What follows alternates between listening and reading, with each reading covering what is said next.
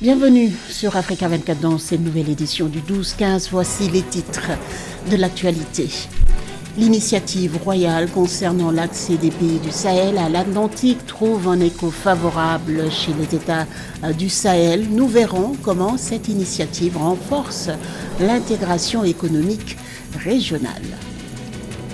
Pénurie d'eau à Ngoma, le prix d'un bidon de 20 litres d'eau est passé de 250 à 750, voire 1000 francs congolais suite à la grève des transporteurs de camions-citernes déclenchée le samedi 6 juillet dernier. Et en fin de journal, nous recevons Barandiaï, représentant de la diaspora sénégalaise. Il vient nous parler du collectif Diaspora Debout, dont il est le président et le fondateur. L'initiative royale pour l'accès à l'Atlantique pour les pays du Sahel, lancée par le roi Mohamed VI, est en plein essor. Comment cette initiative encourage l'intégration économique des pays de la région atlantique et du Sahel? Comment est-elle perçue par les États du Sahel, mais aussi par les institutions partenaires? Élément de réponse avec ce sujet de Marie-Roger Akwa. Ouvrir le Sahel à l'Atlantique, mais aussi participer au développement et à la prospérité de la zone sahélienne et de l'ensemble du continent africain. Des objectifs ambitieux partagés par les États du Sahel lors du 7e Morocco Today Forum. Hugues Christian Lingani, conseiller technique du ministre des Affaires étrangères au Burkina Faso, a annoncé l'adhésion complète de son pays tout en mettant l'accent sur le développement socio-économique des populations. Nous allons nous positionner pour trouver au possible, en tout cas, les voies et moyens de faire profiter nos populations de ces retombées. Alors, pour le développement socio-économique, vous le savez, nos États sont majoritairement jeunes en termes de population. La jeunesse domine. Alors, un des éléments clés que nous défendons essentiellement à travers cette coopération, c'est de pouvoir en tout cas travailler sur le nexus jeunesse, formation et entrepreneuriat. Cette initiative qui se veut un projet transformateur, encourageant l'intégration économique des pays de la région atlantique et du Sahel, qui par ailleurs s'inscrit dans une dynamique de coopération sud-sud, basée sur un partenariat gagnant-gagnant, suscite un grand intérêt chez les institutions partenaires et experts. Nous avons voulu placer un programme atlantique au cœur de notre démarche et c'est la raison pour laquelle nous accueillons très régulièrement à Washington des représentants du continent africain, que ce soit des représentants des États africains, mais aussi le secteur privé africain, les intellectuels africains, pour avoir ces échanges, pour nous les connecter aux investisseurs qui ont cette capacité, via l'accès au marché financier, de porter, de pousser des projets en développement comme celui de l'Afrique atlantique. Pour rappel, l'initiative royale pour l'Atlantique vise particulièrement à assurer un développement inclusif aux pays de la façade atlantique du continent et à faciliter un accès maritime aux pays enclavés du Sahel. Cette initiative qui ambitionne de construire une Afrique atlantique intégrée pourrait devenir un catalyseur de développement économique régional et d'interconnexion Afrique-Europe.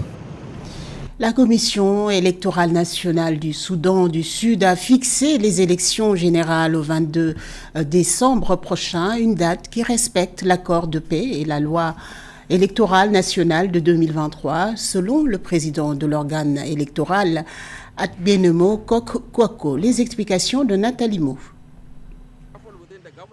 La Commission électorale nationale du Soudan du Sud a fixé la tenue des élections générales dans le pays le 22 décembre 2024. Le 5 juillet 2024, le président de l'organe électoral sud-soudanais, Abed Nego Akok Kakwal, a indiqué que la publication d'une date pour le scrutin correspond au respect de l'accord de paix revitalisé et est conforme à l'article 16 de la loi électorale nationale de 2023. Des figures politiques du pays ont exprimé leurs aspirations pour des élections apaisées, transparentes et équitables. We are here in the Tumaini initiative to rescue our country, to negotiate. Nous sommes ici dans l'initiative Tumaini pour sauver notre pays, pour négocier un plan de sauvetage afin que notre peuple puisse connaître la paix et réaliser une transition vers la démocratie où le peuple peut élire son gouvernement lors d'élections pacifiques, crédibles, libres et équitables dans le cadre d'une constitution démocratique. Nous encourageons donc le peuple à ne pas perdre espoir. Ce rêve sera réalisé. So we congratulate our people but not to lose hope. This dream will be achieved. L'Alliance de l'opposition du Soudan du Sud a déclaré que seulement 10% de l'accord de paix revitalisé a été mis en œuvre depuis 2018. Dans ce contexte, l'opposition sud-soudanaise estime que toutes les garanties ne sont pas réunies pour un déroulement d'élections démocratiques dans moins de 6 mois. We are asking other parties, including the incumbent Tigono, to convince us. Nous demandons aux autres partis, y compris au président sortant, de nous convaincre qu'avec le temps restant pour la mise en œuvre de l'accord de paix, les tâches et prérogatives en suspens seront achevées avant la tenue des élections ou avant la fin de la période de transition.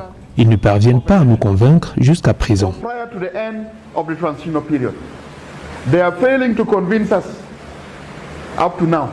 Au Soudan du Sud, la période de transition devrait prendre fin en février 2025, 2 mois après les élections. Cependant, le calendrier électoral affiche déjà un retard. En effet, le processus d'inscription sur les listes électorales prévu en juin a été reporté à une date ultérieure. Le Soudan du Sud, qui célèbre le 9 juillet 2024, le 14e anniversaire de son indépendance, prépare les premières élections depuis celles de mars 2010, remportées par le président Salva Kiir, avec plus de 90% des voix. Dans la ville de Goma, République démocratique du Congo, le prix d'un bidon de 20 litres d'eau est passé de 250 à 750 voire 1000 francs congolais. Cette augmentation a été provoquée par la grève des transporteurs de camions-citernes déclenchée le samedi 6 juillet. La population locale, parmi laquelle on compte plus d'1 million de déplacés internes victimes des combats des terroristes du M23 RDF, manque cruellement d'eau potable. Une situation qui risque de détériorer les conditions sanitaires. Pauline Minka. Le prix d'un bidon de 20 litres d'eau est passé de 250 à 750, voire 1000 francs congolais dans la ville de Goma, en République démocratique du Congo, à la suite d'une grève des transporteurs de camions-citernes d'eau. Ces transporteurs d'eau de Goma ont amorcé une grève depuis le samedi 6 juillet 2024, suite à des tracasseries policières qui subissent depuis l'instauration de la limitation de la circulation des camions poids lourds dans la ville par les autorités principales le 25 juin. La ville de Goma est l'une des plus belles de la RDC et peut-être d'Afrique. Elle gagnerait à être beaucoup plus sereine et je pense qu'il faudrait faire confiance au nouveau gouvernement qui devra travailler à intensifier le dialogue social entre les forces de maintien de l'ordre et les populations. Et c'est la concordance entre ce dialogue qui va nécessairement faire baisser les prix de l'eau.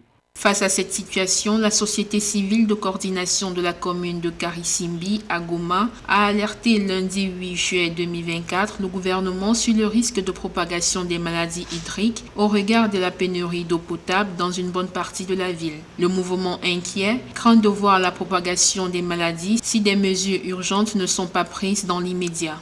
Le prix de l'eau ne devrait pas dépasser les 250 francs le bidon. Donc vraiment, c'est très, très, très difficile de travailler dans ces conditions-là. Donc il faut aider la ville de Goma à devenir plus sereine et pour l'instant, je pense qu'il faut laisser travailler le nouveau gouvernement. Le climat est de maintenir ce dialogue social parce que l'insécurité augmente les tracasseries. La ville de Goma, située aux abords du lac Kivu, dans l'est de la République démocratique du Congo, espère tourner le chapitre des pénuries courantes d'eau. Promouvoir l'activité économique et culturelle sur le continent africain, aider à l'accueil des étudiants africains en France et réfléchir sur les enjeux environnementaux, c'est l'ambition du collectif Diaspora Debout. Le président et fondateur de cette structure, Bara Ndiaye, est l'invité de cette édition. Bienvenue sur Africa 24. Merci beaucoup et bonjour Aïssatou. Vous avez mis en place le collectif Diaspora Debout. Pourquoi un collectif pour la diaspora ? Alors, qui dit collectif dit association, dit regroupement, dit union. Et la diaspora, elle existe, comme vous le savez, elle est diverse et elle est éclatée. Notre réflexion avec les membres fondateurs qui ne sont pas présents ici, que je salue à travers votre émission, c'est de les unifier, de créer un véritable bridge entre le continent mère Afrique et les différentes diasporas et de porter une seule voix, de créer une synergie. et une dynamique économique et en incluant davantage les étudiants qui sont l'espoir de ce continent. Vous êtes d'origine sénégalaise, mais votre collectif s'adresse aux Sénégalais, mais aussi aux Africains. Le volet panafricain est important pour votre structure? Effectivement, parce qu'aujourd'hui, l'Union européenne est vraiment unie et cherche d'autres membres. Les États-Unis sont unis. L'Afrique, depuis Nkrumah, depuis Sankara et depuis nos ancêtres, souhaite cette union-là. Par rapport à ces différentes institutions. Et la diaspora qui produit énormément, qui est porteuse de valeur ajoutée, qui est régulateur social, doit s'unir pour apporter beaucoup plus de plus-values, sachant qu'il y a des changements économiques dans nos différents pays, des changements climatiques, et on a besoin des experts de la diaspora. L'union est de mise et il faut y aller très vite. La diaspora sénégalaise dans sa globalité envoie 2000 milliards de francs CFA par année, ce qui équivaut au 1/4 du budget de fonctionnement de l'État sénégalais.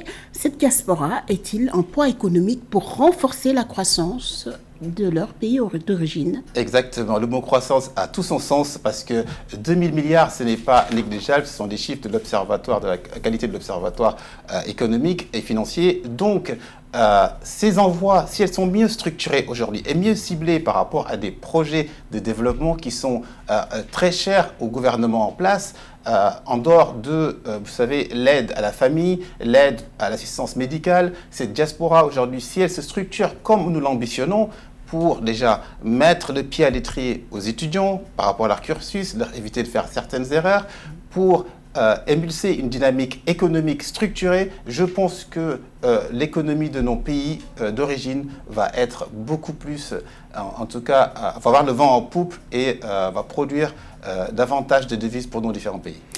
Le collectif Diaspora Debout, c'est la promotion de l'activité économique, comme vous venez de l'expliquer, de la culture aussi, c'est aussi l'accueil des étudiants, vous venez également de le souligner. Mais aussi les enjeux environnementaux sont au cœur du collectif. Effectivement. Les enjeux environnementaux, parce que nous avons des experts qui ont fait leurs études ici, ou qui sont venus finir leur cursus en remerciant bien sûr le pays d'origine qui est le pays formateur. Les enjeux climatiques, aujourd'hui on voit les impacts climatiques, les inondations, les marées qui sont en train de grignoter sur le littoral des habitations. Et pour tout ceci, on souhaiterait, par rapport à la volonté notamment du gouvernement sénégalais en place et dans d'autres pays, de faire appel à ces experts pour contribuer. On ne remplace pas ce qui existe parce qu'on a des talents, on a des cerveaux en local. C'est juste comme pour faire le parallèle avec l'équipe nationale. On a des locaux, on a des Sénégalais dans d'autres clubs qui sont venus et la preuve est là. La Coupe d'Afrique a été remportée. Dans le domaine aussi professionnel, on va dire, on peut faire davantage, copier-coller ce qui fonctionne, ça marche toujours. Et les experts peuvent aider, bien sûr, à réduire ces enjeux climatiques. Vous organisez des rencontres économiques pour valoriser et créer des synergies entre les Africains de la diaspora. Ce fut le cas le 6 juillet dernier. On voit sur les images. Pourquoi c'est important pour vous de faire cette mise en relation? Alors, question très pertinente.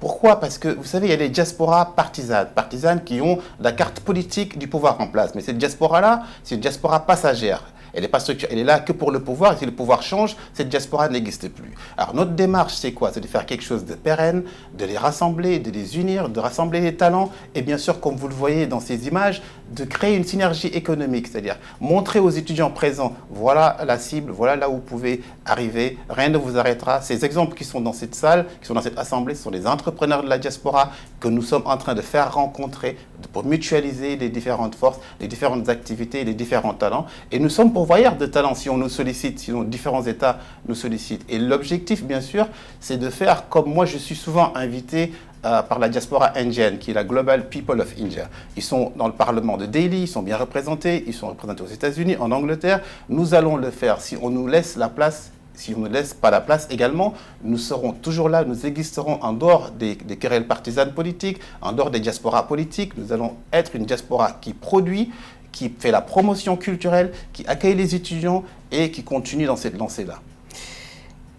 Justement, le gouvernement actuel a déjà comptabilisé ses 100 jours au pouvoir. Quelle lecture en faites-vous et comment travaillez-vous? Comment comptez-vous travailler avec le gouvernement actuel pour apporter le savoir-faire de votre collectif?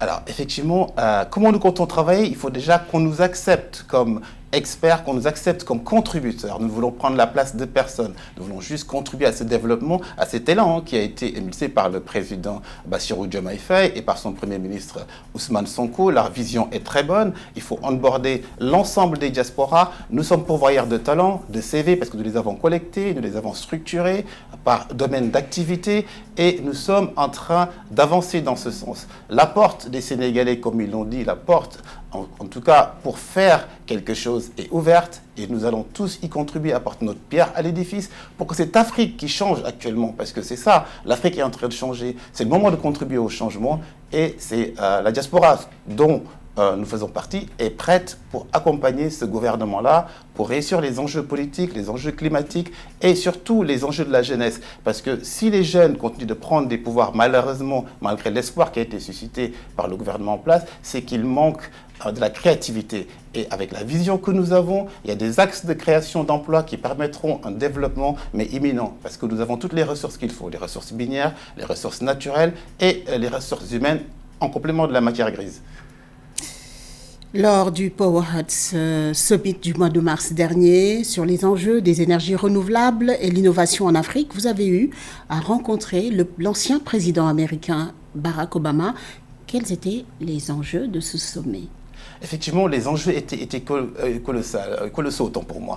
J'ai eu à rencontrer le président Obama lors de ce sommet climatique, parce que les enjeux étaient énormes, et j'ai tenu une conférence par rapport aux innovations en Afrique. C'est assez simple, nous avons beaucoup de soleil, nous avons le soleil H24, nous avons du vent sur les côtes maritimes. Ces éléments-là, si nous les exploitons, nous pouvons prendre l'exemple des éoliennes qui ont été mises au Maroc pour faire de l'énergie propre chez nous. Nous pouvons utiliser le soleil pour rattraper le gap énergétique et arrêter d'utiliser certains types de centrales.